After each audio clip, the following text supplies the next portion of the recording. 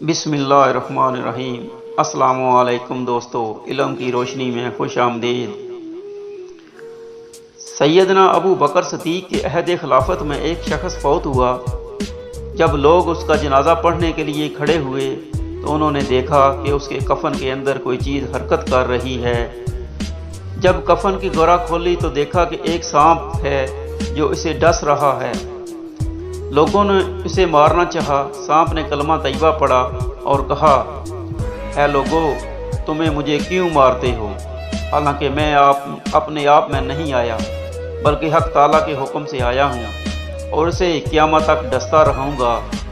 लोगों ने पूछा, है सांप, ये बता कि इसका जुर्म क्या था जिसकी वजह से इसे ये अजाब दिया गया? सांप ने कहा, उसके 3 जुर्म थे। पहला, ये अजान सुनकर मस्जिद नहीं आया करता था। दूसरा, माल की ज़कात नहीं अदा किया करता था। तीसरा, उलमाए कराम की बात नहीं सुनता था। रब ताला मजलूम की बद्दुआ फौरन सुनता है।